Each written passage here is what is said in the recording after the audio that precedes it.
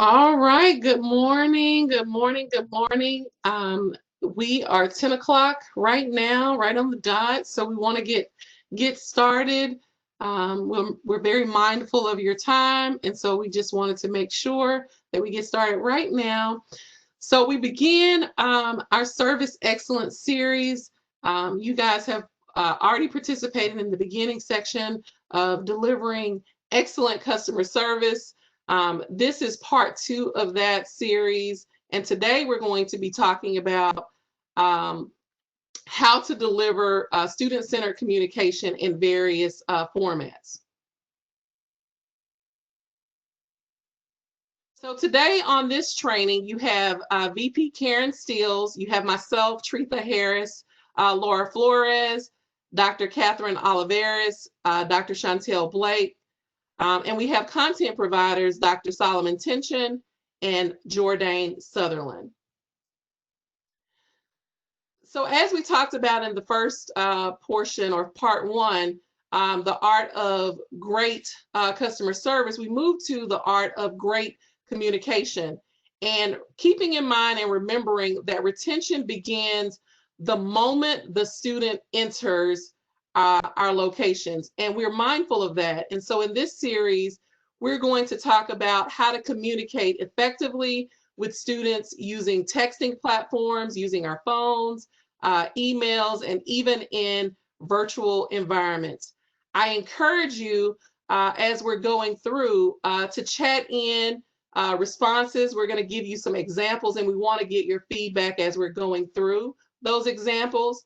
And I encourage you also to get your notes, get your tablets, and just begin to engage with us virtually as we go through these modes of communication. We're so happy that you are able to join us today, and we don't take that lightly. So thank you so much. So this is just really a review of the anatomy of what great customer service looks like. And so I want you to keep this in mind as we navigate through this communications training. So as a reminder to always be professional, right? Have that sense of urgency. Remain and think about always being student-centered, and at the center of it all, always having helpful actions for our students. So beginning this talk today, we have Dr. Catherine Olivares, who will be talking about communicating via email. Good morning, everyone. Today, my portion of this presentation will focus on the emails. So let's get started. For a lot of us in this remote environment, we're seeing a record number of volume of emails being received, really as a primary method for being contacted at this time by our students. At the same time, we're receiving and seeing these emails and this increase. We're also still expected to do all of our current duties that we've been hired to do, as well as any additional duties that we have been that we have volunteered for, or perhaps through the understanding of our supervisors, knowing our capabilities, maybe even voluntold for, right? So we have a number of competing demands on our time and for our attention as well. So how do we manage and respond to all of these emails in a more effective manner that also provides exceptional customer service?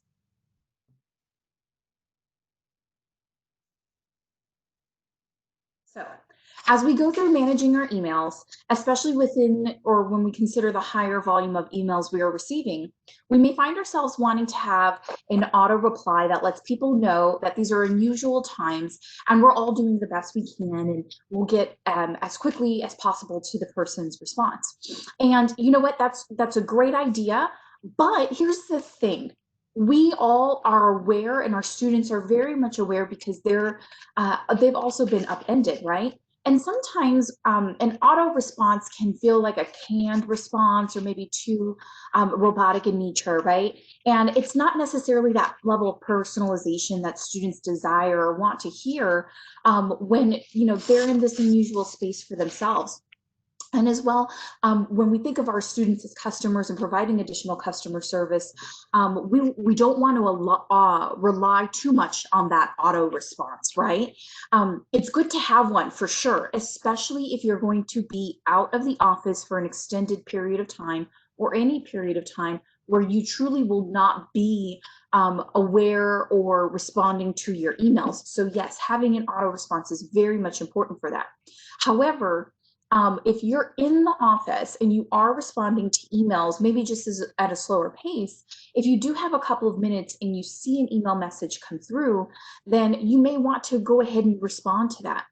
Also, once you see an email message go through, if you do have some time and you notice the extent of the information that's being provided, perhaps it's more important to respond individually, if only to let students know that a different type of method of communication may be preferred or beneficial to an email. We'll get into that. So you may be thinking, well, I've had a lot of students email. I have a really an increase in emails, but a lot of the inquiries, I find myself saying that the information is kind of similar across students. And so and we get that. So what we recommend is that maybe perhaps you create a folder that is an email examples or email responses type of folder, where these are the emails you've sent in the past that you find yourself to a certain degree responding very similarly to students as these questions may continue to find themselves being asked over and over.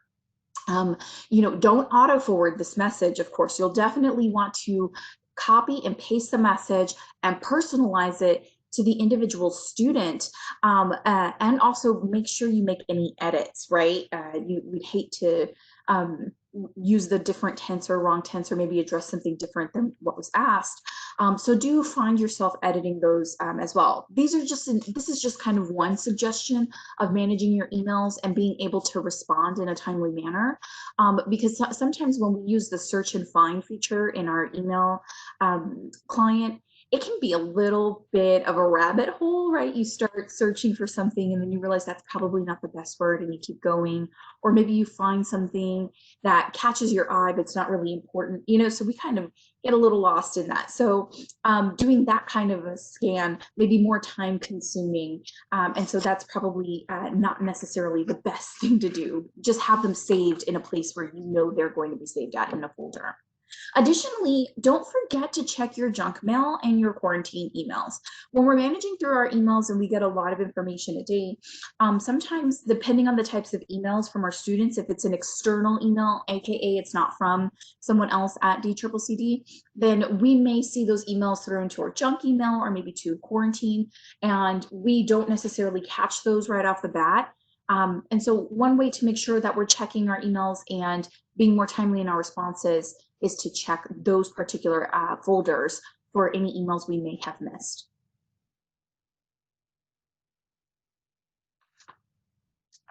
Now, to help us better respond to emails, these are some ideas and tips that would be very beneficial.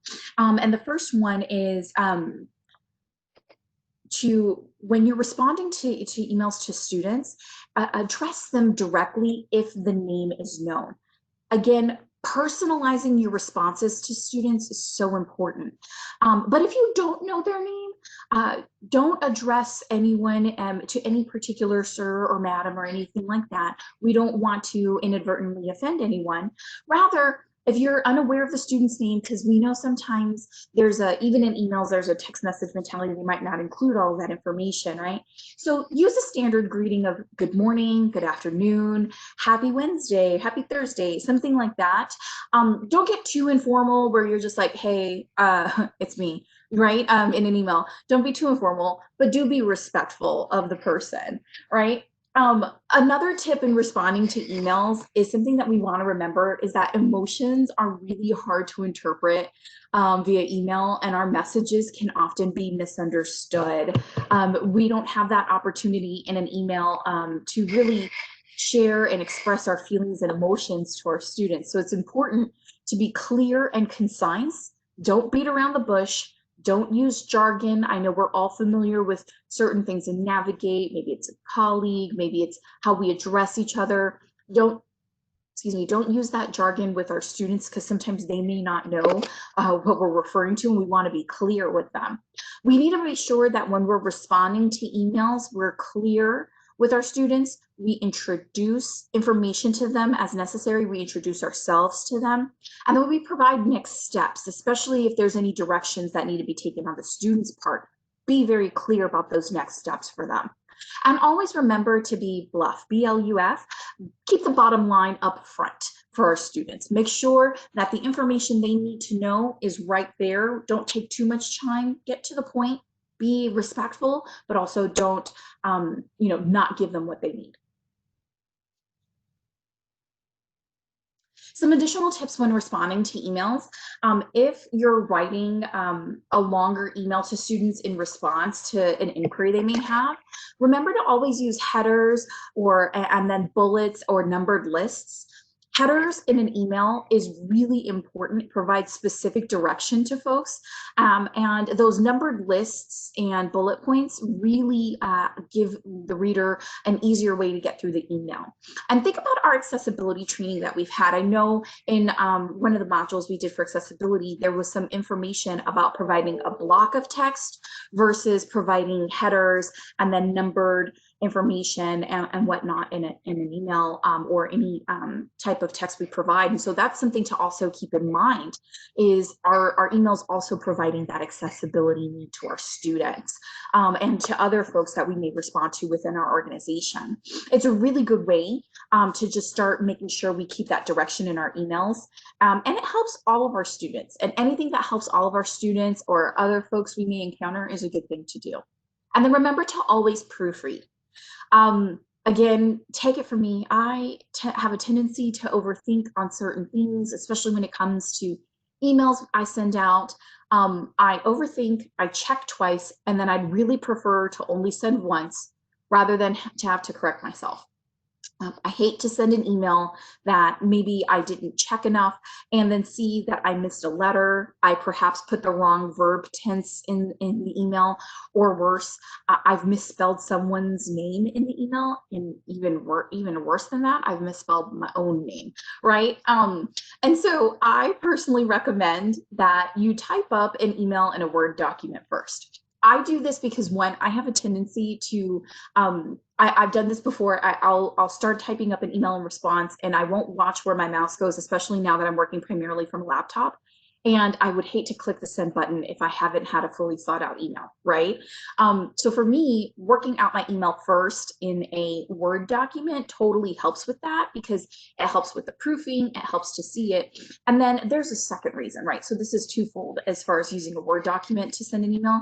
It's the proofread first, but second is if I'm responding with emotion. Remember, emotions are hard to convey in emails, and sometimes when we read a student's email or another coworker's email, the customers that we serve, right, we may have an emotional response to that email, and it's not necessarily good to respond with emotion, especially if that's not the intent of the message from the sender, but you as the receiver are now interpreting it as such, right?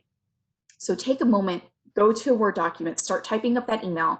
And I personally have done this when I need to take a moment to type up what I really want to say, and then take a break, go to something else, move to another thing, and then come back within an hour or two and gauge whether or not that's really truly how I feel. And most often it's not. It's just a knee-jerk response and reaction that doesn't need to be in an email. It just is something that I need to say, but I don't need to send it an email. I often find myself, just deleting the whole thing, coming back and, or keeping certain parts of it and then retyping it out. And so that's also an important thing as we deal in these stressful times with a lot of the things that we're dealing with, is to make sure we're also not responding with emotions, but with facts and information, so that way we can keep our message clear, concise, and to the point. And then if you're handing off an email, sometimes when we work with our students or even with each other as colleagues, we can see that perhaps we're not the best person to receive or respond to an email. So when we do that, don't just hand off an email without additional information. Give your colleagues a heads up about the student's situation. What information do they need to know? If there's an email chain, with the student's information, keep that intact, right? This information helps to provide context to your colleagues about the student's concerns that they would otherwise not have if you just started a new email, right? And then this also helps you to not have to re-explain the student situation. And also the student doesn't have to re-explain it for themselves, right? So make sure you're giving that heads up and you're providing the context. And be clear about what's needed and for whom it's needed. Don't just forward the email and say FYI or heads up or oh my gosh, help. Again, be clear and be courteous. Tell your colleague why you're forwarding this email to them. Additionally, tell the student too. If you're forwarding the student's inquiry on to someone else, don't forward it and then wait for a response from someone else or anything like that, because that could cause a delay. And the student really deserves a response in a good manner of time, right? And so let the student know that perhaps you're not the best person to respond, but you are forwarding the email to someone who can respond. And if they have additional questions or don't get a response, let you know, right?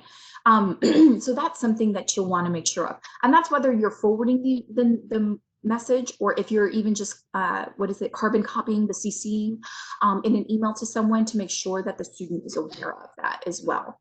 And so there I've provided just kind of a little snippet of a response, just an example about, hey, Jane Doe needs additional assistance. Please see the email thread below. Let me know if there are questions, right? So something like that, that's more helpful in an email. Hey, Catherine. Yes. So you're asking us to do all of this information, and doesn't this just make the process even longer? Well, a process of being even longer and is not necessarily the issue. It's not so much making a process longer. You're providing a follow-up and a response in a timely manner, right? And that's really what we want to do, is provide a response in a timely manner. And if we are not the persons who can answer that and we need to have assistance from our coworkers or colleagues, we need to be clear about that. But we also need to let the student know in a timely manner, we're doing this on your behalf as well. And so that's really what it's about. It's about making sure that we've covered our bases, because what happens is if we're handing off an email, or perhaps we're going to respond to the student, but we need the information from our colleagues first before making a response, and we have this long period of delay between that, well, then the student thinks that their message is lost. And what's going to happen is they're going to continue to email other people about trying to find out what happens when you're already looking into the situation. So really, it's helping to shorten the process and keep the student where they need to be as far as you checking in on their information and making sure they have the correct information moving forward, or making sure they have the correct handoff if necessary. Okay, got it, got it. Thank you. And again, a timely manner for our response. I know this is a lot, and when we see this, it can be a little overwhelming, but we truly should respond within 24 hours to our students' requests. And not just our students, but all of our customers, and providing some response to them about what it is or what action it is that we're taking with the information they've provided us.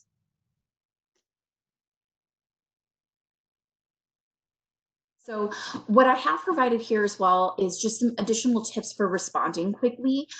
Yes, it's a lot to try to respond as soon as possible or as quickly as possible, but here's some things we want to think about. When you receive the email, take an action on it. As soon as you have the email in front of you and you read through it, what action are you needing to take on it? What action can be taken? If you have a 2 to 5 minute window where you can respond to those emails and provide a clear, concise response that gives additional steps on something that's quite simple, especially if it's something that you've responded to before and you might have that template email somewhere in a folder that you can copy, paste, and edit as necessary, then by all means do that. Take that action. Don't delay it. Do it, especially if you do have the time to make that happen. And again, it's something as simple as, what's the website for Navigate, or how can I make an appointment with my advisor, or something that you do find yourself asking or answering when asked multiple times. If you do need more time to research a student's request, then let them know that. Sometimes we get into an email for a student and we see that there's a lot of detail in it, and maybe it doesn't necessarily require a detailed response so much as a deeper dig into the student's background and history to provide a more adequate response to them. And because of that, you'll want to let students know, again, this is kind of that part of the handing off, right?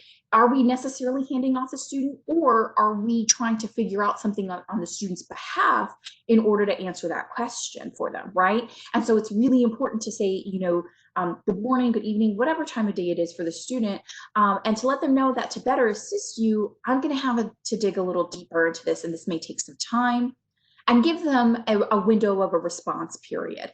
Ideally, again, 24, if you're digging deeper and there really is a lot of information that needs to be had, and other folks need to be contacted, 48 hours. But ultimately, whatever time frame you do respond with, and tell the student that you're going to need in order to dig deeper into their account to provide a better or a more broader type of response, stick to your timeline. If you set it, stick to it. The student will definitely contact you, probably even before the time frame that you set, on wanting to dig deeper and respond to them. So do make sure that you follow up in the time specified. And also, if the student's request is more detailed, you don't necessarily have to dig deeper so much as they really do require a lot of information that a step-by-step email or some kind of clear instructions may take more time to hash out, or even may be better addressed in a phone conversation or a conference call. Let them know. Tell them in an email and say, you've got a lot of great questions and I think we should walk through this together. Would you be available for a conference call, and set up a meeting with them, either a phone conference call, a video conference call, something like that, with the student, so that way you can walk through that together. And then that way the student knows that you're attending to them, but also that maybe perhaps this is something that is a little bit longer. So do let them know, and then be direct about what availability you have, right? Don't just say, well, when are you free to meet? Do give them kind of that structured, I can do this time, this time, this time, and let them choose from the times and availabilities you have in that request. But those are just some tips to help you respond in a little bit more of a quicker way to your students, given the higher volume of emails that we're receiving. Thank you. Thank you, Catherine. I really appreciate that. So now we transition and move into some examples that we have provided for you all. And we want you to interact and let us know your responses. You will see in the examples, there will be responses from current students and these are all responses from things that are happening right now. And so we wanted to have those be current. And you'll also see some character changes and some information in here that you'll recognize. All right, so sample number 1, this is an auto response. And hopefully you all remember the kinds of things that Catherine talked about as it relates to auto response. As you look at this auto response, it's a bit disorganized. And it has a bunch of information, and so it's not very clear to the student, but this is an automatic response that the student would receive when emailing this particular department and or person. Okay, and to just make sure that we're not signaling out anyone, you will see names removed and character names and students' names changed. So in this response, in this auto response, what would you do differently? In this response, it has, we know that times are challenging, and it goes on, and it tells students about summer, fall, these are the dates, while trying to be thorough, right, and giving students information. This may be a little bit too thorough. So think about these auto responses as you are populating them, and think about the things that you would change and that you would do differently. Okay. So here's another response. While the response provides a lot of information and it's very on-time information, there are a lot of misspelled words, right? So hello, unfortunately, I may be unavailable until Monday due to family obligations. I will attempt to address any issues on a case-by-case basis. However, feel free to contact. Immediate is misspelled. I apologize for the inconvenience. Inconvenience is misspelled. And so there are a bunch of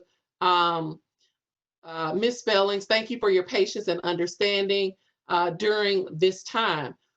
While information is being provided, there are, again, a lot of misspellings, and this is in an automatic response. And I'm not sure on this one because a simple spell check would have corrected most of these things that have already been provided. All right, so in this sample, an email was sent regarding academic standing, and the response, and yes, you do see Olivia Benson. I am an SVU fan, okay? So you'll see in this email response that the response received back was, "Hi, Tretha, I forwarded this message on to our team," okay? But what does that information provide for me? Who are your team members? Who can I reach out to? Who can I follow up with? What team? I don't know, and we can't take it for granted that everyone knows who you supervise, who's in your division, who's in your department, who's at your college. And so just being clear on who that email or who would I need to follow up with to get assistance for the student. So in this next sample, we have a student, a VA student asking for information and received one of the veteran advisors who did a great job in responding. And so as you go through, you'll see, "Hi, Mr. Abbott, no worries. We got you covered." And so he's really in this moment relating to the student, okay? Our office is all too familiar with Navy vessels, and goes on to talk about his experiences in the Navy. And it, you know, it goes a step further in saying that although you didn't ask for, I actually attached the VA out of office state tuition waiver. And that's really just being proactive, right?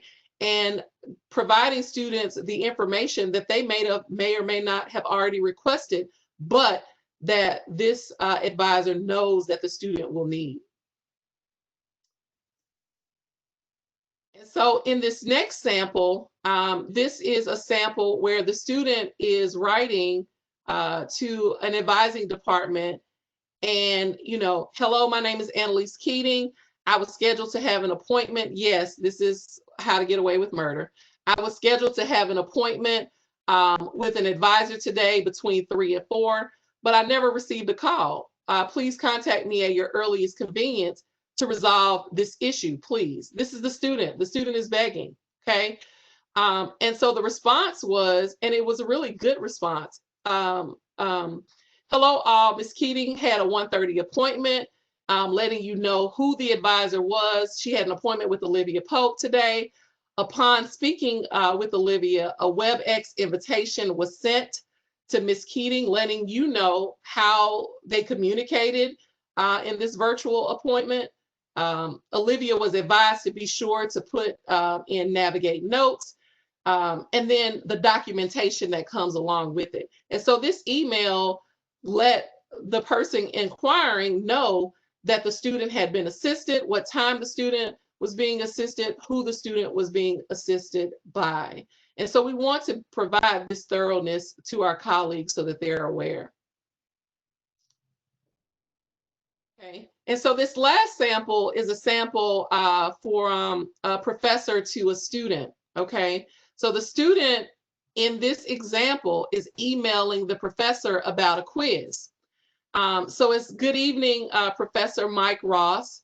The quizzes are not letting me take it. I don't want to do it. I've tried refreshing my computer and the page, and I even went to a friend's house to use her computer, and it's doing the same thing." So the student is probably a bit frustrated that they can't have or take the quiz, and they're letting their professor know. And the student ends the greeting with, "Have a wonderful night." Okay.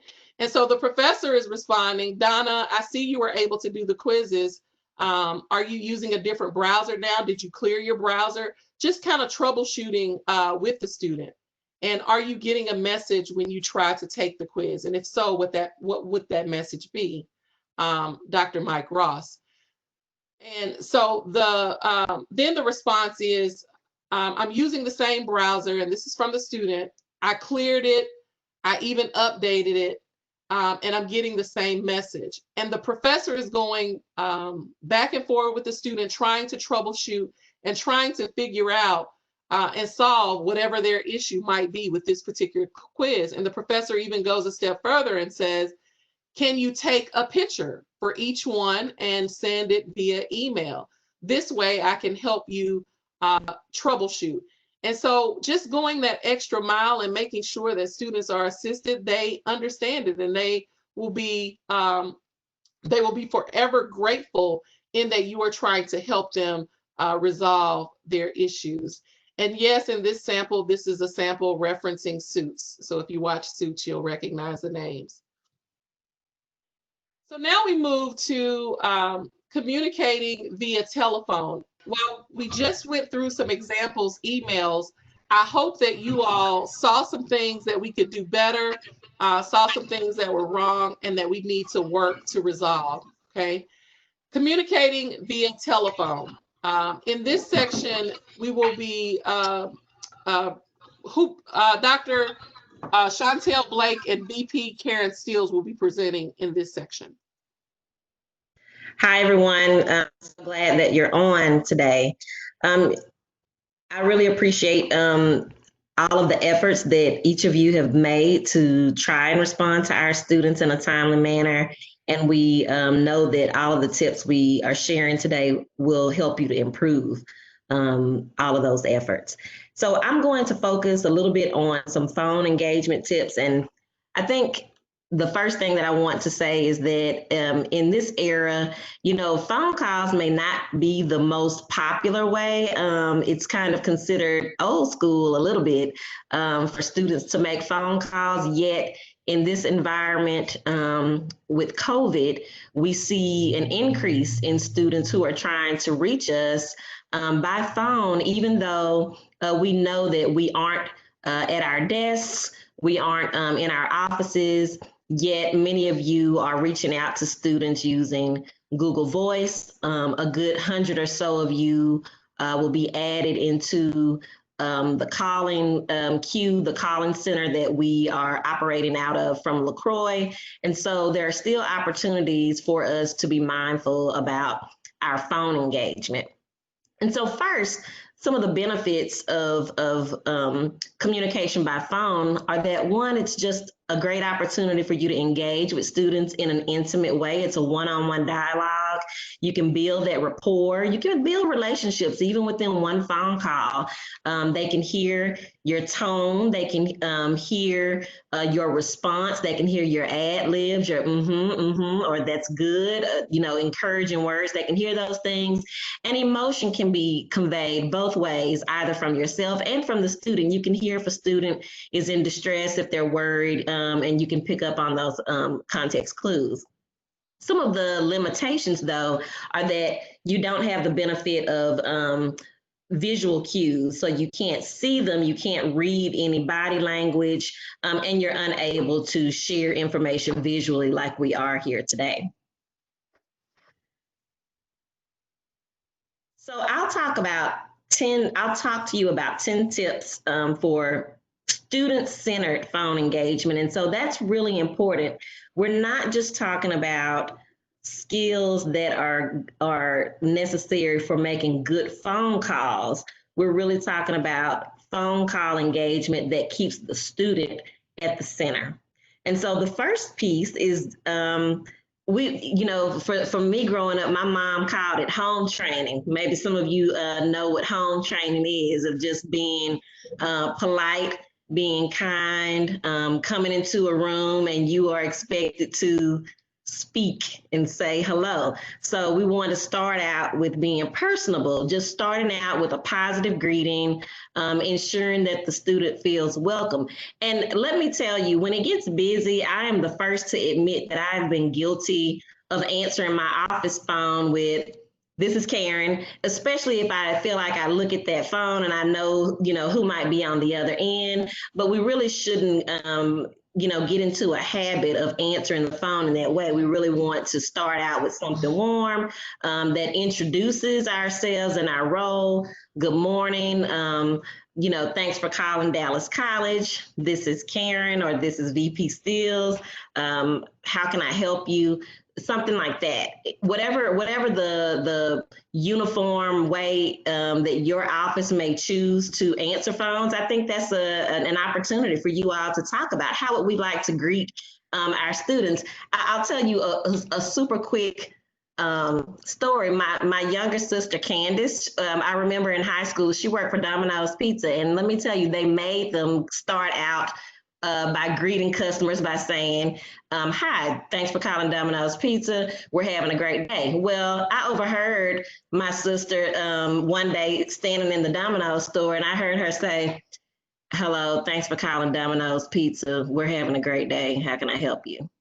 Now, even though that's a script, that didn't really sound very welcoming. And so it's not enough just to have a script or an agreed upon greeting if you really aren't conveying the spirit behind being warm and welcoming. So just know that our students do notice when we are being authentic and welcoming them. You definitely want to use their names. That's an indication of respect. It's also just a way to keep the students alert and knowing that we are talking to them and addressing their specific needs. We want to be considerate. If you're returning a phone call, be sure to ask the student, "Is this a good time for you to talk?" We know that all students have different types of situations, right? So remember that their experiences, their situations are unique. There may be students who have children at home. They may be caring for parents or just have other distractions that might interrupt the flow of your phone conversation with them. Just be considerate and mindful to know that each student has a situation that's unique. We want to be encouraging and reassuring. So there's research that indicates that there are a lot of times when students contact us through phone, many of them think that they're bothering us, or they may think that they're interrupting us. Some of us have our favorite students who may call us several times in the week or several times in the day because they just trust you and want to check in with you. And they may say, "I'm sorry to bother you," or those kinds of things. We want to reassure them. We don't want to just ignore those words. They're communicating a way that they feel. So you want to say, "You're not a bother," or "No, this is what I'm here for. You're not a pest. I'm happy to help you. I love hearing from your students." And you can balance that with, we have 10 minutes or we have 15 minutes or we have 20 minutes. Let's make it count. But you're never a bother to me, is the message we want to convey. Next, we really want to be brief and focused. Being brief and focused on an issue demonstrates that you are valuing someone's time.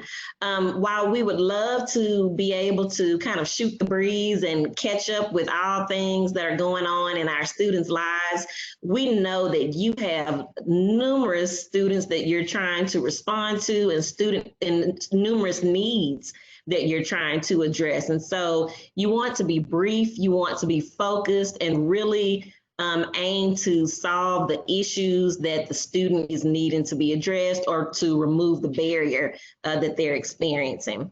You want to speak clearly and at a slower pace. I'm having to practice this right now, where my normal conversational tone may be a little bit faster.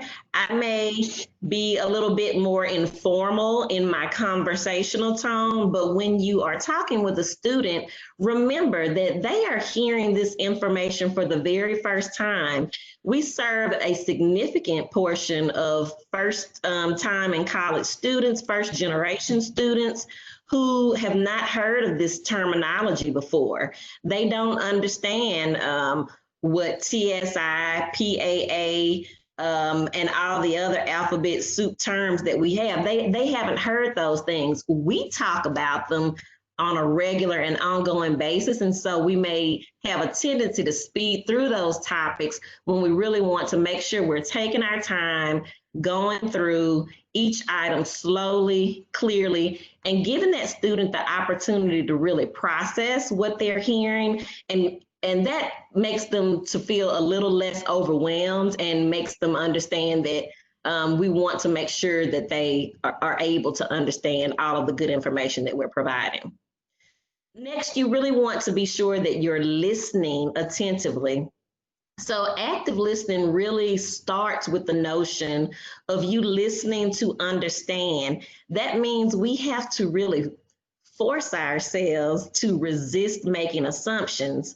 Again, many of you have tons of experience. You've answered students' questions over the years. You probably know what the most common questions are. However, for every individual student, they deserve to be heard. Their question may have a nuance that we may not anticipate. And so we really need to listen fully, not make assumptions that we already know what the student is asking, hear them so that we can address their specific need.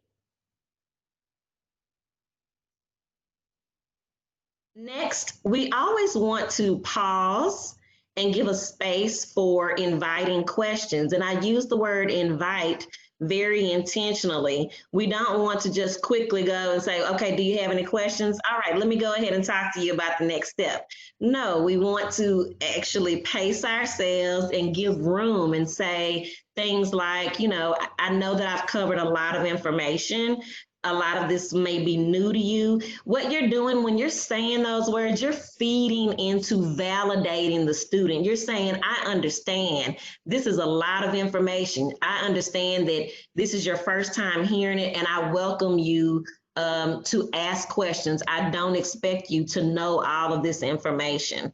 I don't expect you to memorize everything that I said in one take. It's okay, and let's pause and give you a chance to clarify any information that I've gone over. That again, you're building rapport, you're building relationship, you're bringing anxiety down, you're validating the student, you're helping them to understand that just because they don't know everything, this is still a place where they belong and that we're here to support them.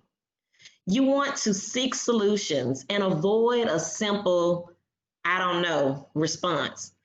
I don't know should never be an ending statement to what we provide to a student.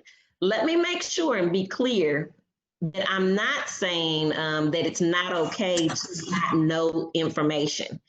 I always encourage team members to admit if you don't know some information, that's fine. Share that with the student. However, the next statement should be, give me an opportunity to check in with another team member who may have more information, or give me a chance to research that a little bit better, because I want to make sure that I'm giving you accurate information. I don't know the answer to this, but I will follow up with you within that designated time frame that Catherine talked about earlier, and actually follow up on that. If you say you'll send an email with additional information or you'll call them back, make sure that you do so. You want to treat every call as if it's being monitored. We all know, you know, when we have a little not pressure, that's probably not the right word, but when you have awareness that there are others looking on, you definitely want to put on your best effort. And so we really need to ensure that we are treating every call as if they are being monitored, because high quality experiences for our students, that's everyone's responsibility. And the other thing that I'll add is that very soon we will be entering into a space where calls actually will be monitored for quality assurance.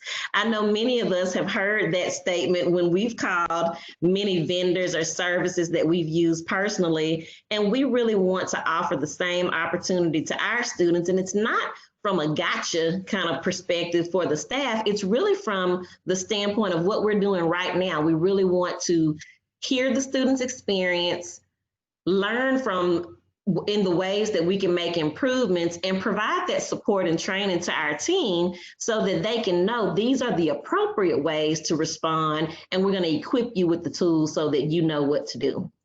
And lastly, if students are upset, don't take it personally. We know that every single phone call is not one where everyone is happy, but know that, you know, it's never a personal thing, and we always want to be a part of the solution and not the problem. So before hanging up from any phone call, I just ask you to consider these questions.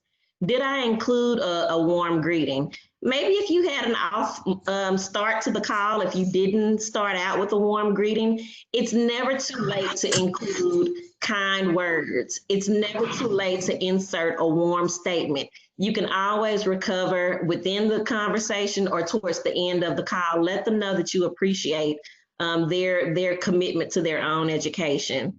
Did you provide the information that the student requested? Did you anticipate what they needed by providing additional information? Again, we are solution seekers. We are practitioners that have information that helps students to move through the student life cycle. It's not just about processing a piece of paper or pushing a button to make something go in Colleague. No, it's really about assisting the student, developing the student, and helping them to get from point A to point Z towards their educational and career goals. Did you reinforce student success, or establish a sense of shared responsibility? It's a two-way street. The idea is not that students rely on us for every single step that's necessary to matriculate through the enrollment process, or just the process for them to eventually gain their degree or certificate. The idea is that we are there to help them and to empower them to learn the skills necessary to help themselves through that journey. And did I establish a clear outline of next steps and invite a follow-up communication? If you're on the phone, go ahead and take that opportunity to say, would you like to go ahead and schedule maybe an appointment through Navigate, or can we set up a more formal time where we can sit down and do a screen share and we can walk through more details regarding your concerns? You want to give next steps so that the student isn't feeling lost and they have a sense of where to go from here. Thank you so much, Jill. Now it's time to discuss the 5 Ps of call handling excellence. Believe it or not, according to several recent studies, how a caller perceives their first interaction with us is the basis for which they will forever think about us. Wow. That point makes it important for us to watch our Ps while serving customers over the phone. Yes, you heard that correctly. Watch our Ps. So, what are the DCCC Ps of call handling excellence? They are being prepared, polite, present, patient, and professional. Let's begin with the first P, prepared.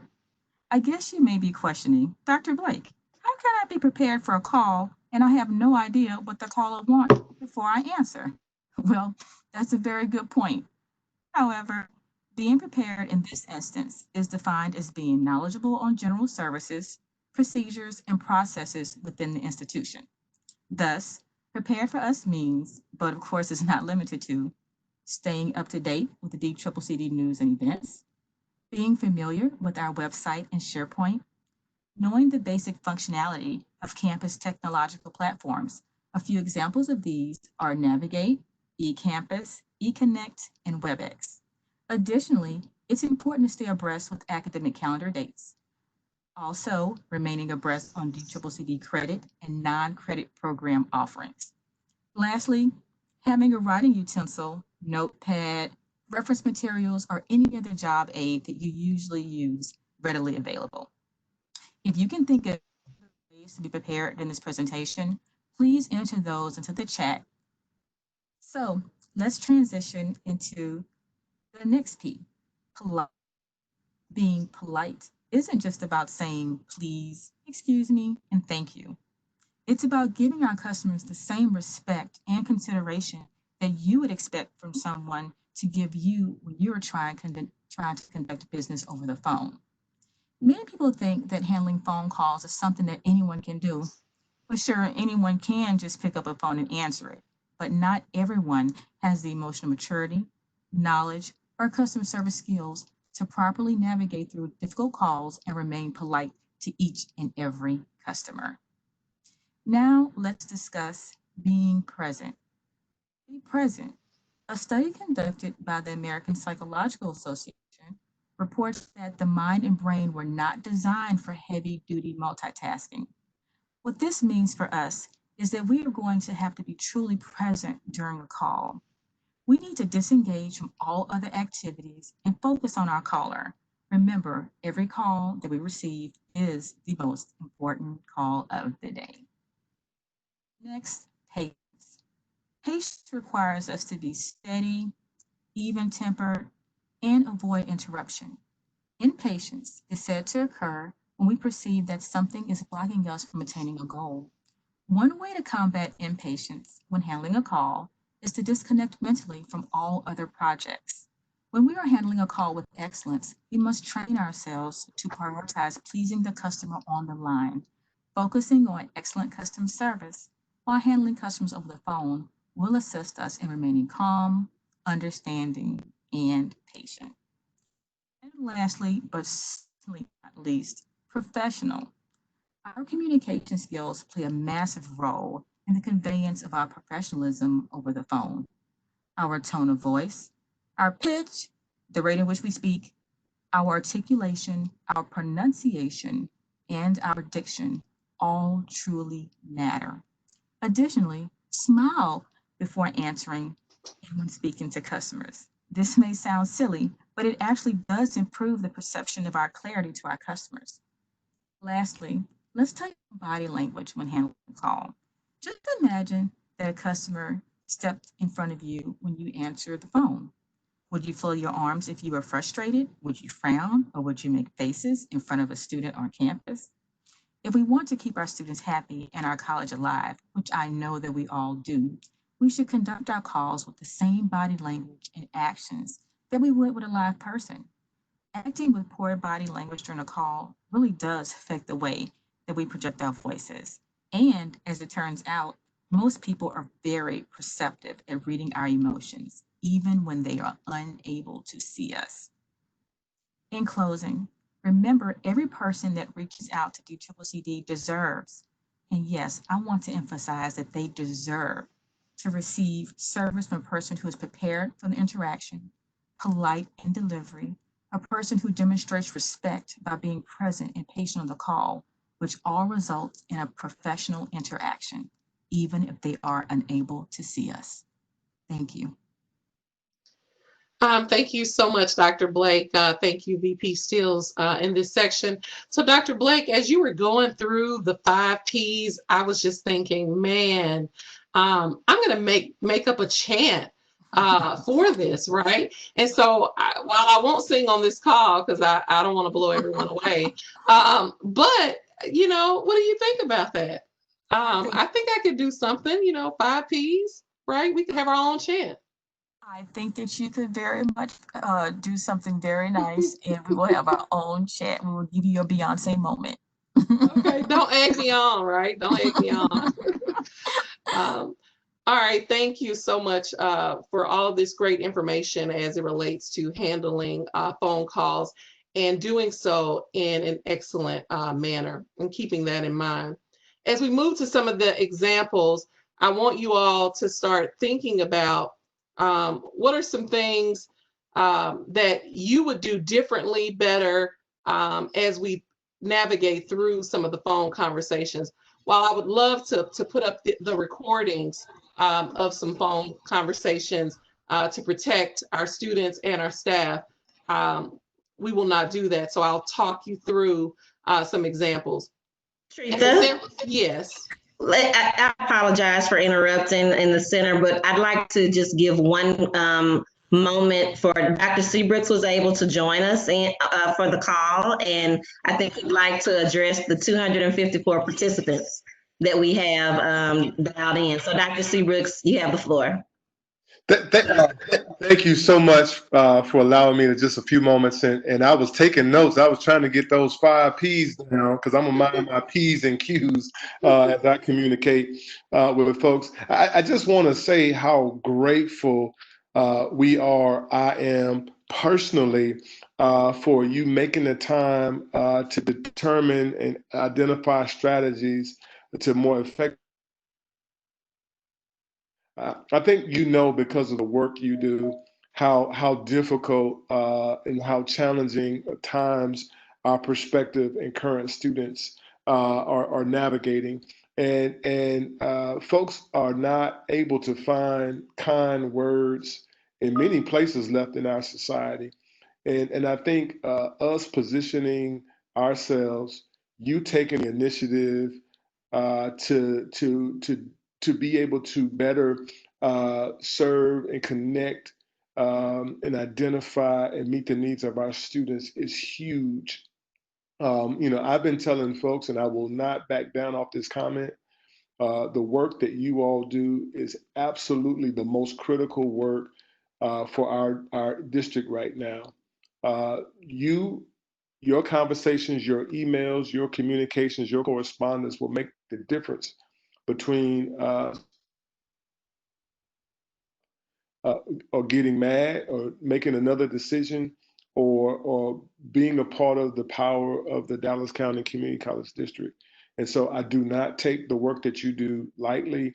I do not take the value that you bring to the table for granted. And so I just wanted to come over here and interrupt this call, and I'm sorry, to just say how deeply we all appreciate what you do on a daily basis. And more importantly, I admire and I appreciate your commitment to wanting to do better and to provide the best possible experience for our students. Because what we do, it may not be in the classroom, but I call what we do co-curricular experiences. So we help students practice and implement the philosophies and theories. I'm forever grateful. I took more time. I'm gonna get that presentation from you later, so I can mind my P's as I move forward. And so thank you for the time, and please enjoy the rest of your training. Thank you.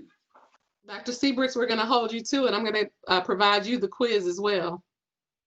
Well, wait a minute, I just got on the call. You can't give me a quiz now. Hold on. Let me get a tutor. Let me get a tutor first. Thank you. Thank you so much, Dr. Seabricks. We appreciate you as well.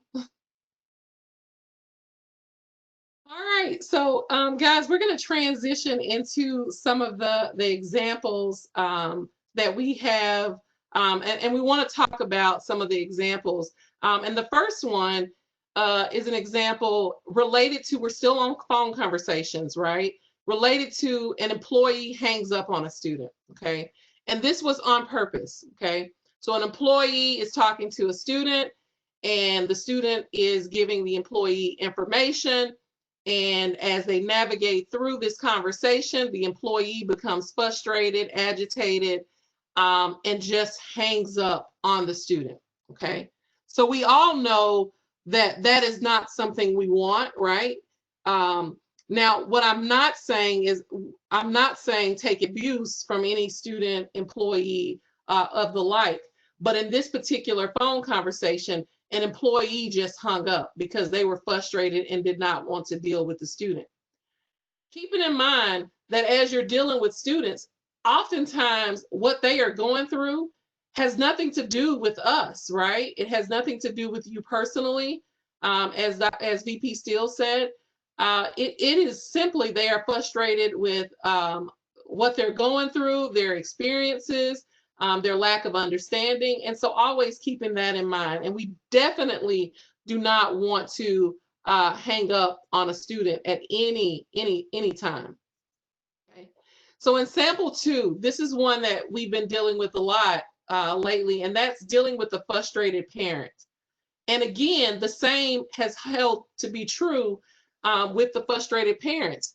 Their lack of knowledge, right? And not being able to assist their student with their FAFSA, not being able to help them complete a form, not knowing how to solve problems, not knowing how to get a student enroll.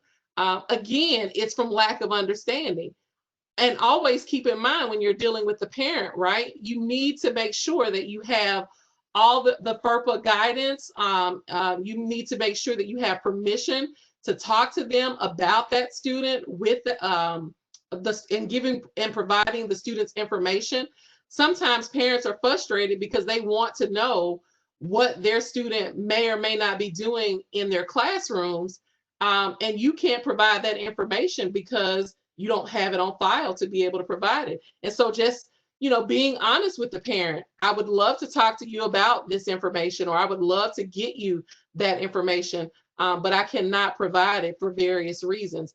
Understanding that this parent, they're worried about their child. They want the best for their children, and they may not have the best approach.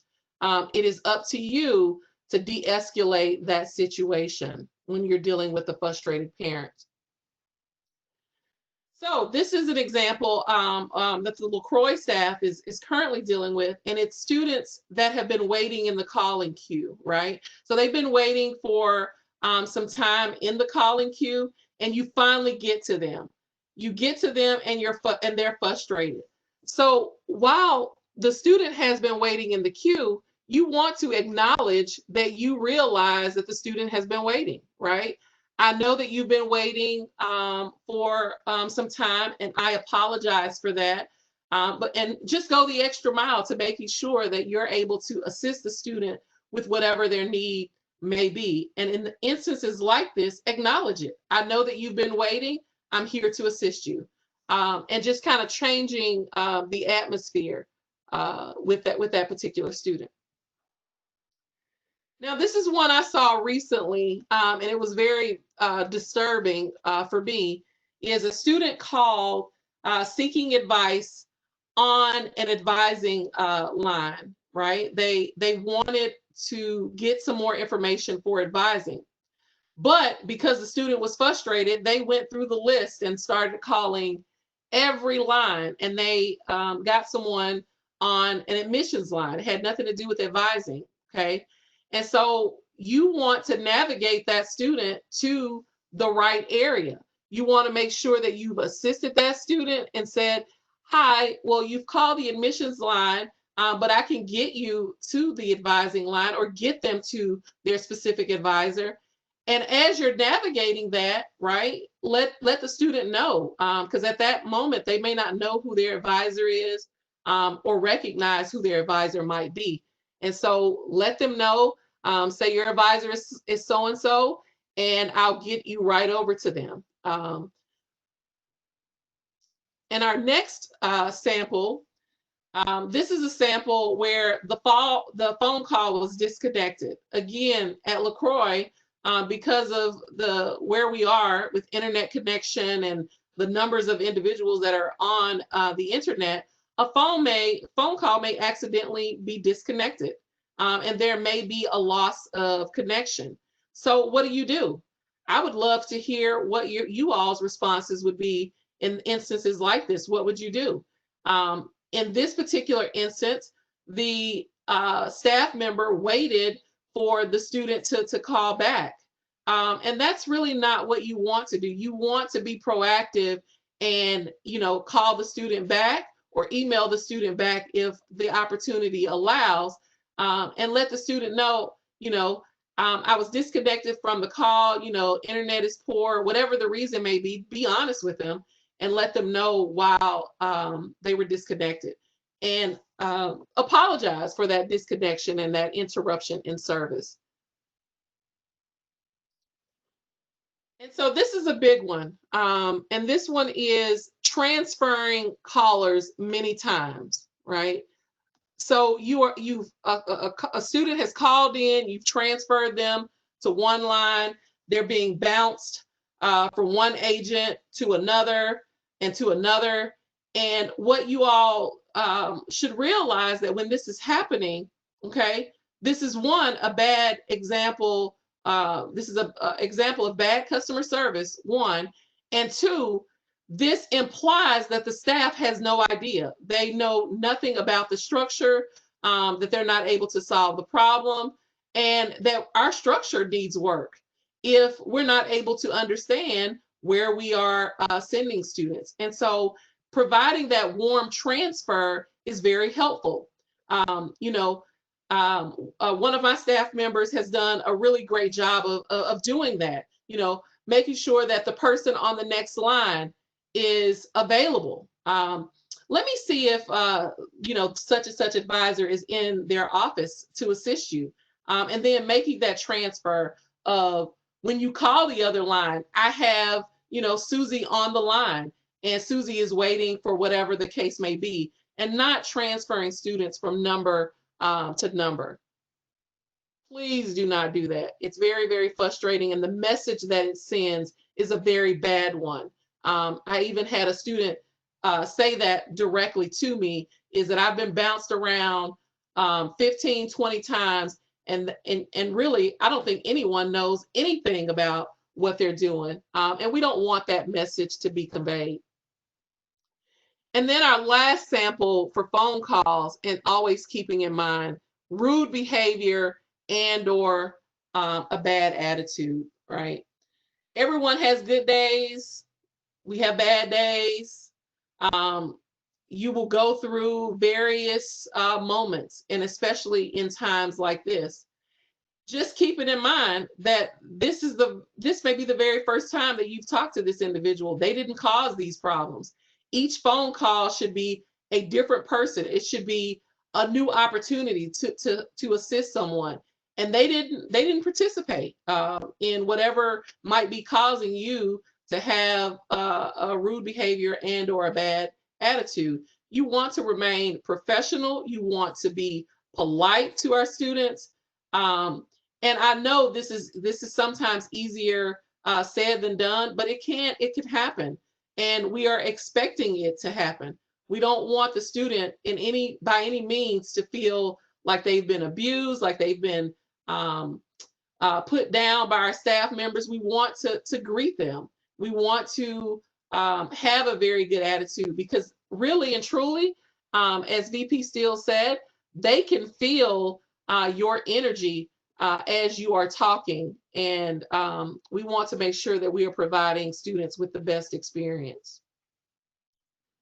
So hopefully you've seen some things in these samples that you will do and that you will not do going forward. We want to make sure, again, we're providing students the best experience at our college. Okay. So now we move to communicating via text. And we'll have lots of information for you on the best practices for texting. This section is being presented by Ms. Laura Flores. Everybody, good morning, almost afternoon. So communicating via text. Texting can be used as a form of communication with your students as well. Text messages should be brief messages. They should not be used to convey time-sensitive information, or they are used to convey time-sensitive information versus emails that we're so used to. They should not be used to convey complex material. We should keep text messages to 160 characters or less. Anything that's over that, it's preferred that you break them up into chunks before you send them out to students. And yes, you may ask yourself, should I be informal? Should I use proper grammar or punctuation? The answer to that is yes.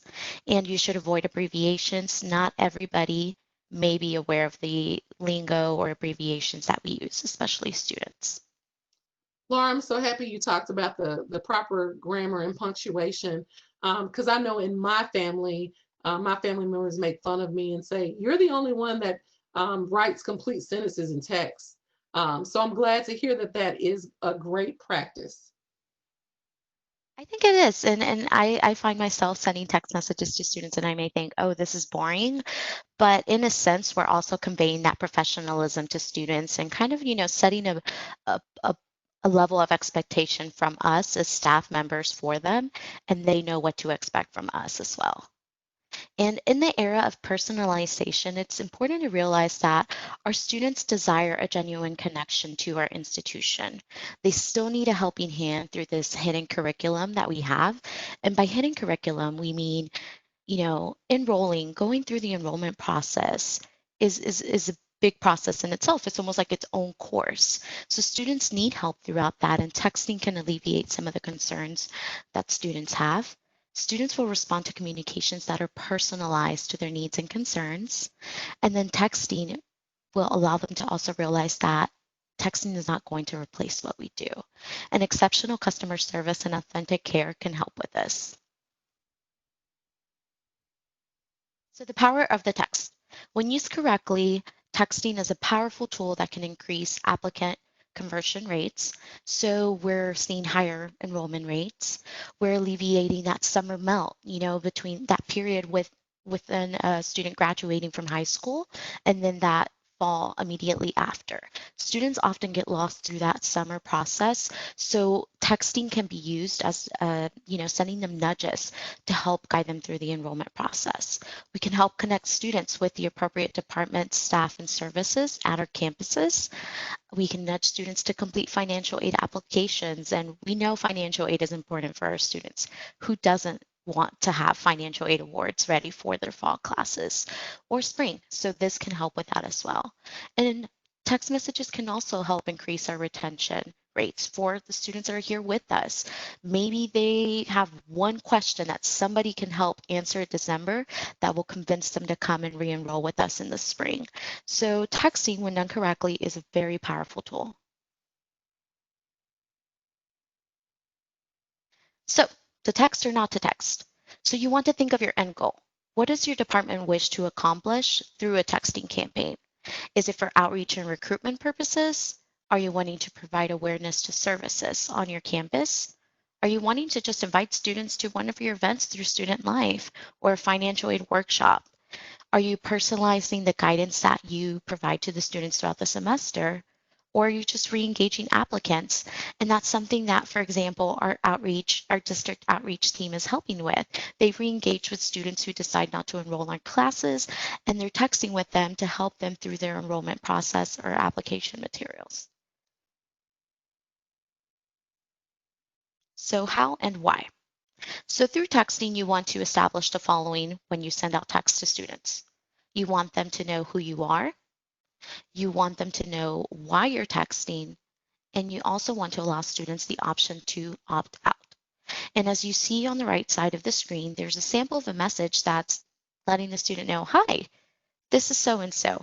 I'm texting you from such and such place, and this is the reason I'm texting, and also offering the opportunity for students to opt out, because we have to remember we're texting students through their personal phones. So it's important to respect their personal space, and it's important to not bombard them with back-to-back texts that are hard to read or understand.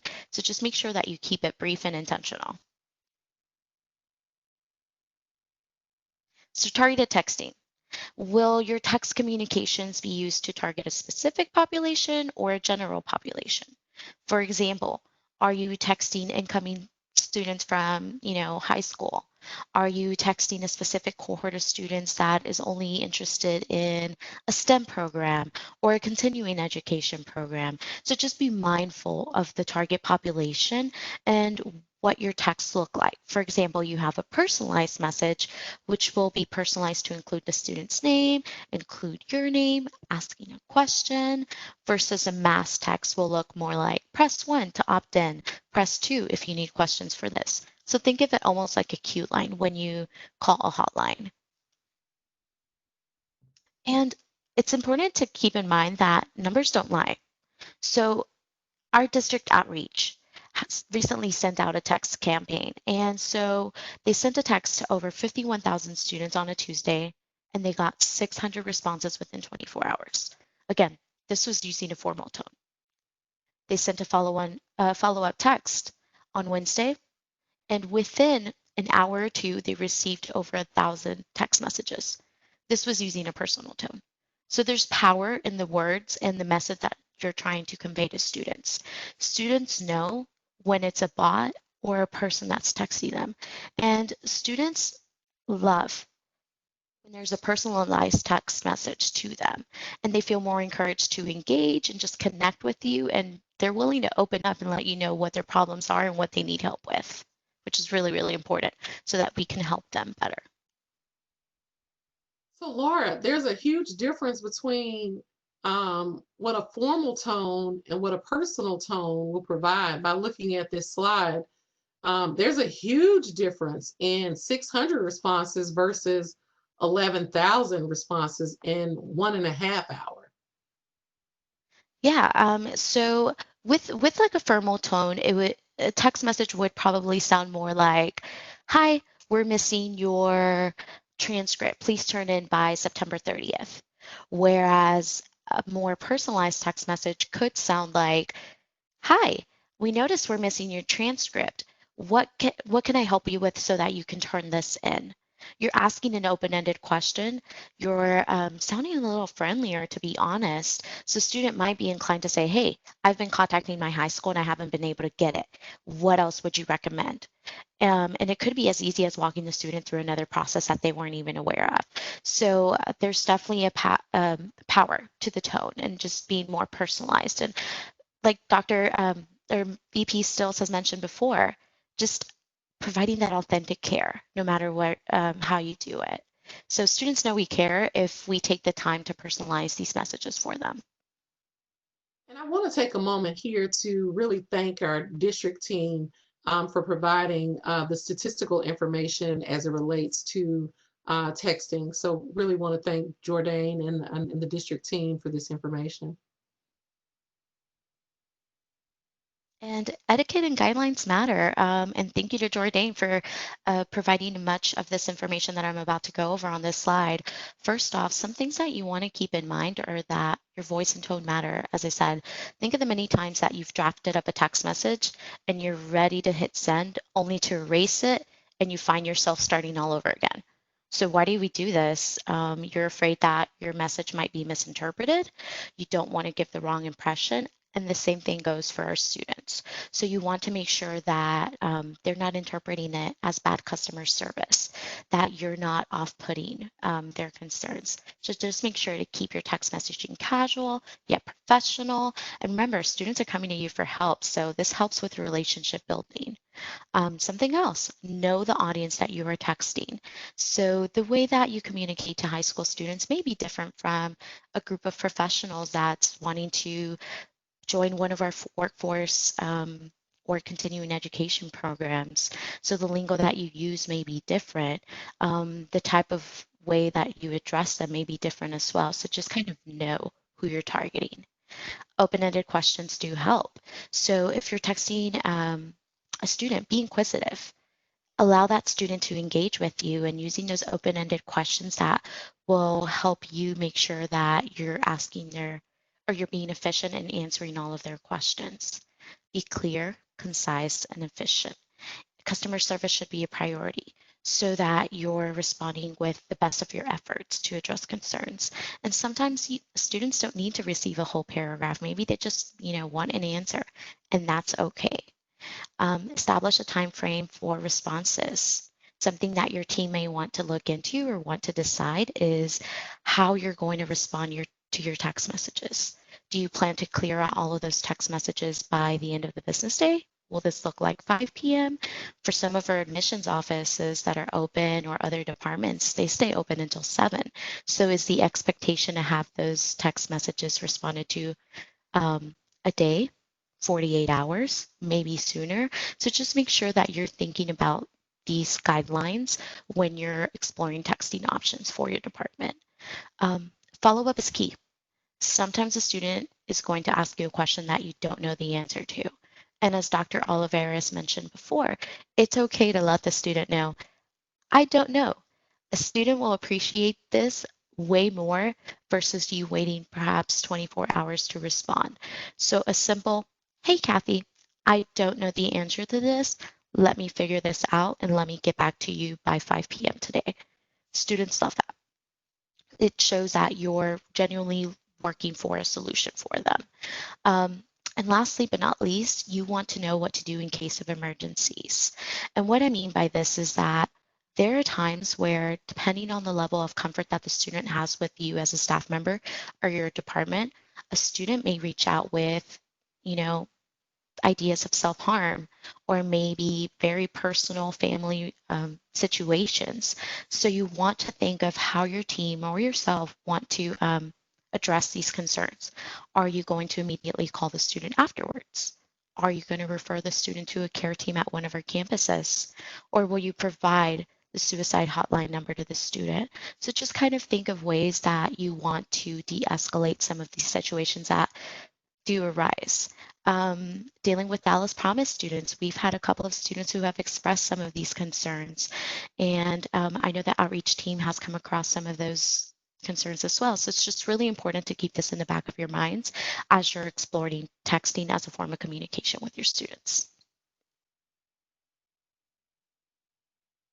As we move into some samples of text messages, I'm going to ask Laura that you walk us through these samples. Yeah, so in sample one, we have a student who is wanting to complete the enrollment process, and the student is asking how to turn in the transcript. So take a look at these two text messages. Text message number one says, pretend this is us responding to the student. If you make sure that your transcripts are sent to us before June 30th, then registration will be so much easier for you. Versus text message number two. If you don't have your transcripts into us by July or June 30th, then you're not going to be able to register. Think of how those two different text messages make you feel as a student if you were to receive them. Maybe you've had a bad day and all you need is somebody to speak a positive no to you. And all you wanted to know was, when do I need to turn my transcripts in by? One message is going to make you feel encouraged. You're going to feel like, oh, if I turn in my transcript right away, then I can complete this sooner, which means I can register for classes and I'm no longer worried about this. Versus text message number two may have a negative connotation to it. And it may just feel like, hey, this person isn't so friendly. She just made me feel like I'm not welcome at DCCCD or this institution. So just kind of be mindful of how you reframe your message so that you can encourage the student and seem very professional yet inviting. In sample two, we have a student who receives a reply 3 days later after the first initial text. So student says, hi, I have a question. Person responds, or a student says, I want to spend the summer with my family in Mexico, but I don't know how much time I should go or when to come back because of the admission process. Notice that the student sent this on May 23rd at 8:35 in the morning. And the text message goes back out on May 26th at 12:49 p.m. So this is about 3 days later. And this is not what we want the student to have to wait through.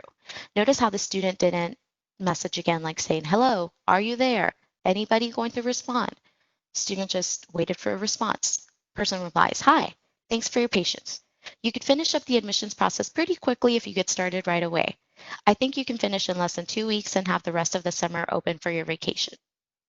While the response was friendly, while the response thanked the student for the patience, you don't want to have to wait 3 days. So this is why establishing that time frame for responses is very important. Think of your son or your daughter or yourself. If you've texted somebody and you're waiting 3 days to receive a reply, text messages are meant to be faster and just quicker ways to respond to students. So you don't really want to leave a student hanging for 3 days. It's not ideal. And in sample three, we have a student seeking to transfer out to a university. So student is talking about the credit hours left to complete the associates. And student says, I've got 8 hours left to do, and those classes are for each, smiley face. Person responds, woo woo, close enough. Have you started submitting application materials to UNTD? Student says, oh no, I probably should start on that. So the person or staff member is responding with encouragement, for appreciating the fact that the student is near the completion of the associate's degree. And you want to ask these questions to kind of get the student to think, are you close to transferring? What steps do I have yet to complete? What else should be doing? You're kind of putting out a call to action for the student. So student realizes, hey, there's steps that I'm still missing. And so ideally, Within the conversation, you would want to walk through the student, say, hey, these are the steps you may have left to complete. And then sometimes it's okay to realize that a text message conversation is not the best way to address this. You may just want to pick up the phone and call the student, say, hey, I'm concerned about you. I see that you're ready to graduate, but if you want to start classes, this semester, then you may want to start working on that ASAP. Have you connected with someone at the university? What is your financial aid application looking like there? Have you spoken to your advisor here to make sure that you're going to graduate on time? So knowing when to carry a conversation through text versus on the phone is very important as well. Thank you so much, Laura. We appreciate all that information on texting. And I promise you, in texting, I know I will commit to doing better, and so should all of you. So next we move to communicating in a virtual environment. Presenting this section is VP Karen Stills. All right, well, I am back. So back. Right. So we will talk a little bit about communicating in a virtual environment, but I wanted to tell you that these tips will primarily focus on video web meeting tips. And I want to start by reminding everyone that we do have some official tools that the district endorses for web meetings. That includes WebEx, which you all are familiar with because you have successfully joined us today. You're also able to utilize Microsoft Teams as a video option, and also Collaborate within Blackboard is an additional resource where video can be utilized. And so we wanted to make sure we know that Zoom is not an official video meeting platform, and that largely has to do with security issues. So just be sure that as we talk about these tips that you are applying them within environments that are approved by the district. So let's get started with talking about some tips that you want to take into consideration before you actually have any type of video meeting. You want to prepare, again, as a student success professional. I know we keep hitting that same note and striking that same chord of professionalism, but I don't think that we can reiterate too often the fact that we are student affairs professionals, and so we want to conduct ourselves accordingly. So what might that look like in a video meeting? Well, first, we want to just be comfortable with technology. Let me tell you, I'm the first to admit it feels weird sitting in my home right now, and I'm trying to talk to you all, but I'm really staring at a little circle and a light on my laptop, right? It's weird a little bit until you get comfortable and you get more accustomed to utilizing technology and utilizing video options. You get a little bit more natural at being able to connect with students in this way. So practice makes perfect. So go ahead and get started if you haven't already engaged students through video conferencing. The more that you do it, the more comfortable you'll be. You want to choose a quiet location. We understand that just like students have a number of factors going on in their homes as they're trying to adapt to online learning, we understand and acknowledge that you all also have other distractions. I have my two boys here at home, but they know when they hear this voice going and they see me sitting in my computer station that means this is the space for my work, and you all may have to have those conversations with your loved ones at your home as to how that works, or you just find that location where you can kind of duck off and have that quiet space without distractions. You want to definitely also dress professionally. This is still important, even in a virtual environment. don't take for granted that just because you can only see one another really from kind of the top to maybe mid, not even to waist. You definitely want to come off as professional.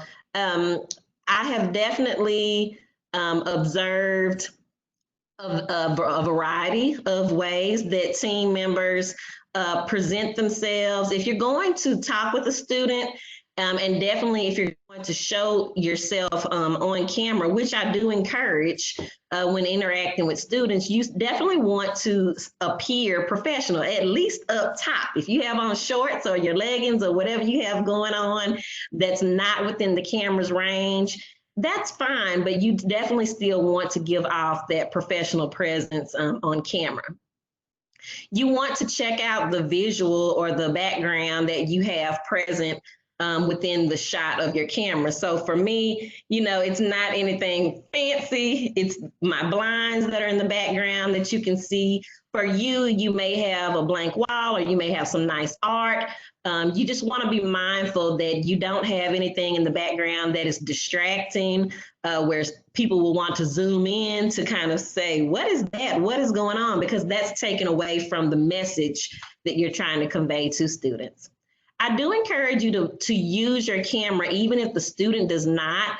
We definitely don't make any type of demands that students use cameras, but I do think that using a camera and allowing a student to see you gives them a chance to, one, just connect with you as a person. They get to see who DCCCD is in a personified way. They get to see you smile. They get to see you actually looking at them and focusing on the conversation that's being had. And while they may not want to use their camera maybe in an initial meeting, the more comfortable that they're made to feel, they might want to show themselves in subsequent meetings, just allowing for a richer and maybe more personal dialogue.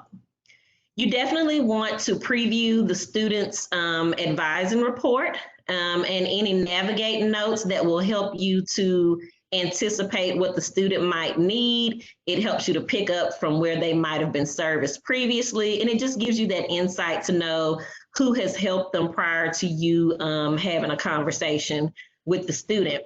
You want to identify any resources that might be helpful. So if you know that a student has made an appointment because they're interested in registering, going ahead and having all the materials ready and available, having the script, having the follow-up script of an email that you want to follow up with them on, having all of that information ready and available will help you to facilitate a more effective meeting and provide those follow-up communications that we know are important.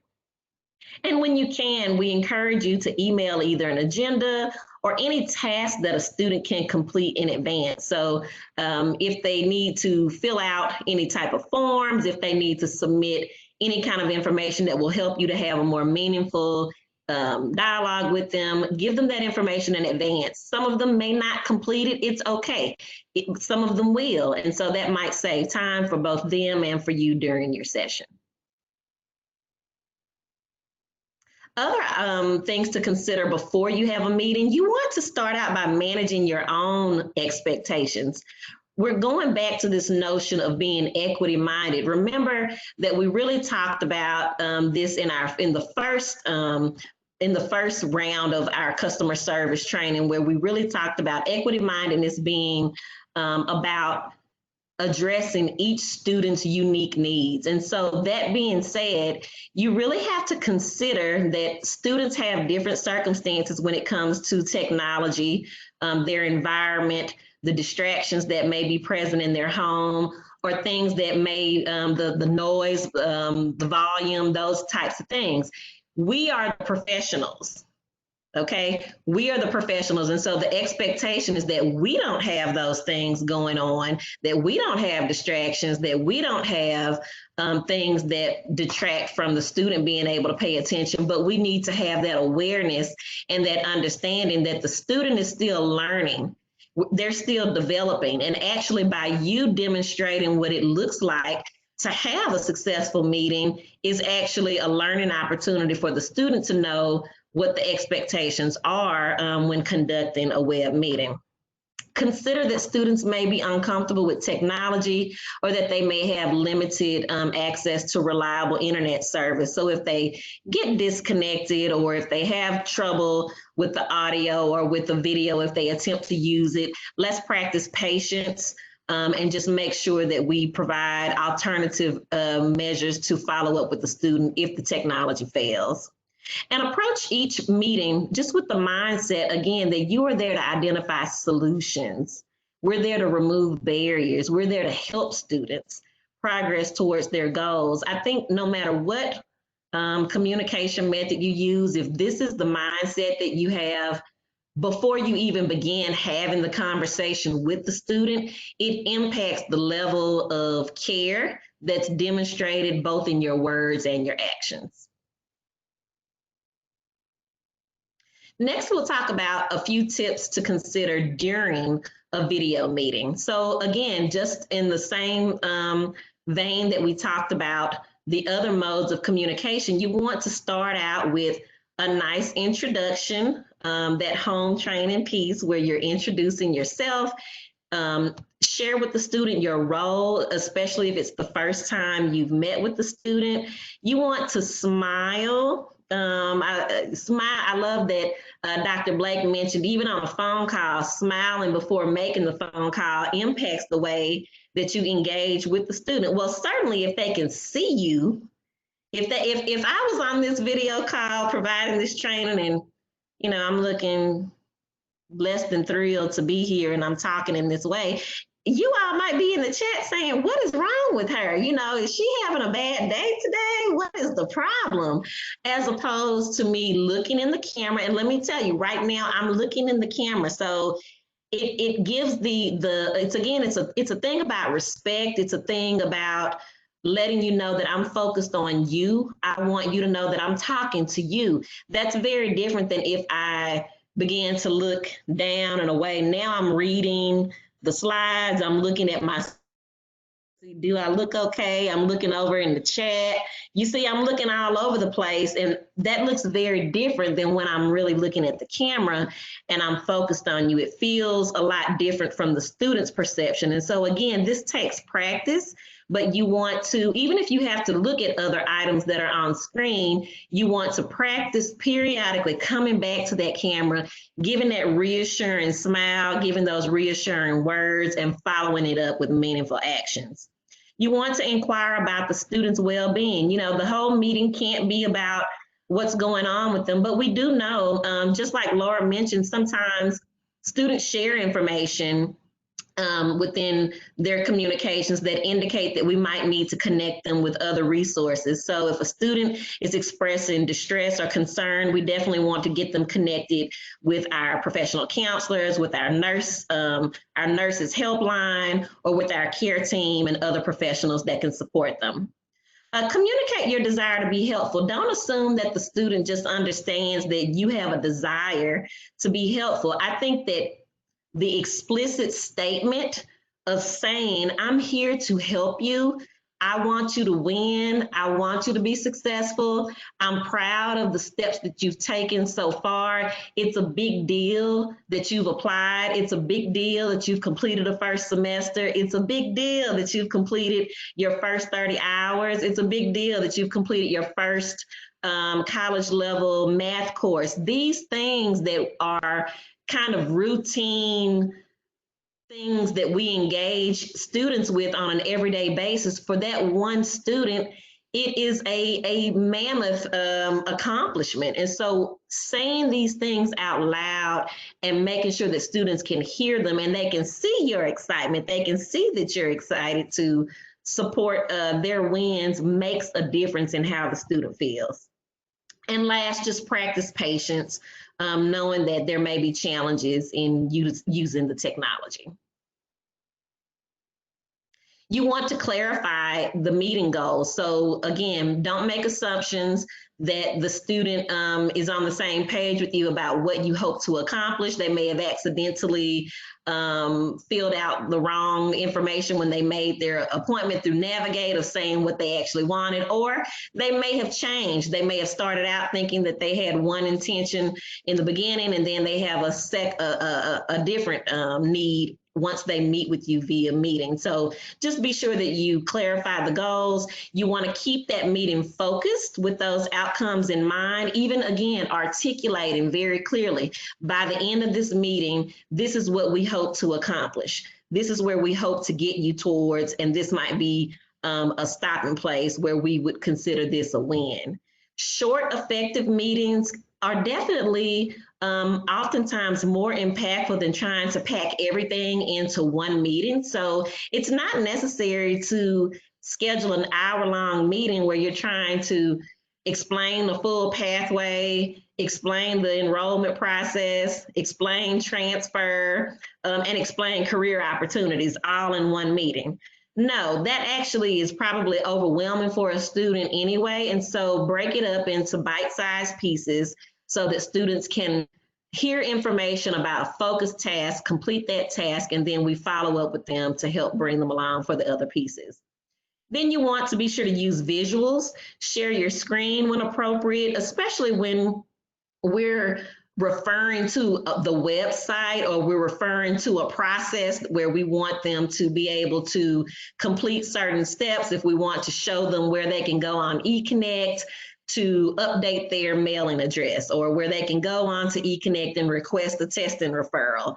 We want to actually go to the website, share our screen, and show them, because now you're giving them something to reference. You're giving them a visual to connect to say, oh, this is what it should look like. This is where I go. This is how I click. You're giving them that confidence to know that they are in the right place when they try to navigate these resources and tools on their own. We want to empower students. Again, you know, it's not about you doing every single task. We talked about this with the phone call messages. The same holds true for video meetings. You want to teach the student. You're educating them on where they can access information and how they can access it, and encourage them to use technology like Navigate, eCampus, and eConnect in order to help themselves. As always, you want to invite those opportunities for questions. Pause. Silence is golden. It's okay to give a little bit of room, to stop talking, to not fill every particular moment with you speaking. And again, when you're in a web meeting, that can feel awkward. If I pause, if I do that for too long, people will begin checking their audio. Did something happen? Did you fall off? Did the call end? We really have to be sure that we give the student that space and invite them to ask questions, again, because we want them to know that we don't expect them to know everything, and that it's our job to help support their learning as they go through the student life cycle. And lastly, you want to clarify those next steps, articulate those to-dos. That's the same language that they'll see if they use the Navigate app. So just giving them next steps and clear instructions on what to do. We also want to go ahead and schedule that follow-up appointment. Don't let the student leave. If they're there with you, you have a captive audience where they are listening to you, and you want to set them up for success. So go ahead and schedule that follow-up appointment and communicate. If any type of communication that you plan to send them at the conclusion of your meeting, let them know. You can expect an email from me, and I'm going to include links for X, Y, and Z, or I'm going to provide you with a contact person to follow up on this matter. And then if you make that promise, if you say that you're going to follow up, then you actually have to come through on that promise, because if you don't, students will contact us one way or the other to say that they are looking for that connection. Lastly, after the video meeting, there's just a couple things we want to remind you of. You want to make notes in both Navigate and in the Cry screen when appropriate. It's really important that you do this and not skip this step, because that is the communication flow as we all work now towards being one college. There's 1,300 student success professionals across our district. And so a student can engage with any number of those 1,300 team members. It's really important for you to leave a trail, for you to leave notes so that the next team member knows where the student experience was last had, what problems or challenges or issues were addressed with another team member, and they know that they can maybe reach out to you if they have any questions that need to be clarified. And lastly, just that follow-up communication. It's not just about sending additional information. It's also expressing that gratitude and that it's a pleasure to serve the student. Include any links that are helpful. Tell them what they can do if they have additional questions. And lastly, but this is certainly not to be taken for granted, say thank you. Gratitude is free, and it's something that we all can express. Students have choices. They do not have to enroll with us. Even though we have numerous opportunities that help students to finance their education, they can apply and use those same opportunities with other institutions. So we do not take their enrollment with us for granted, and we do not take for granted the opportunity to build that trust, build that rapport, and to serve them well. I hope that these tips help you to have more effective video meetings. Thank you so much, VP Steels. I appreciate these tips because as you were talking, I remember the example that we just saw recently where a CEO executive had on, his suit, shirt, everything, but had on nothing really below. And that, that video was circulating all over the internet. So we really want to be mindful of what we're wearing, what we're saying, and how people view us in these WebEx and virtual meetings. So thank you so much for all of those reminders and tips. We appreciate it. Thank you. All right. So we have we've learned a lot of information. Hopefully you all were able to take notes as we navigated through these virtual, talking about email, texting, and so forth and so on. And we hope that you gained a lot of tips. We hope that it will, change the way that you communicate with our students and making, things just all the way around better. So as we transition and begin to close this session, I want you to focus on, your tone and the language. It really does matter. Using the right tone and language is just one aspect of great customer service. Your students will feel so much better if, you go the extra mile, you provide the solution for them, you solve whatever their problem may be. Even if they don't ever tell you that they do, they appreciate it more than you will ever know. There are so many times where, maybe my staff didn't feel as valued, or your staff didn't feel as valued, or your team members didn't feel as valued. But they have expressed, students have expressed their thanks, when you solve a problem or solve an issue for them. And remember that it's not like what you say, but really sometimes often how you say it. It's more than just, exchanging information. It's more than just putting out information. It's about understanding the intentions behind that information. And again, tone and language matters. You want to be clear. You want to convey a great message, a clear message, and you want to make sure that you make that person feel like they've been heard and or understood. So as we close and as we end this, I ask you all to think about, what will you do to make sure you are communicating effectively? What is something that you will change to make sure that you are doing this?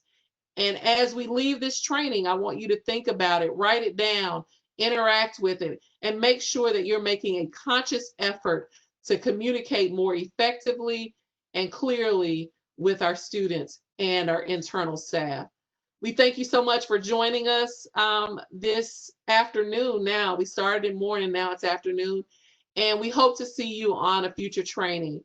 Thank you so much and have a great day. Bye, everybody. Bye, everyone. Thank you. Thank you. Have a great day.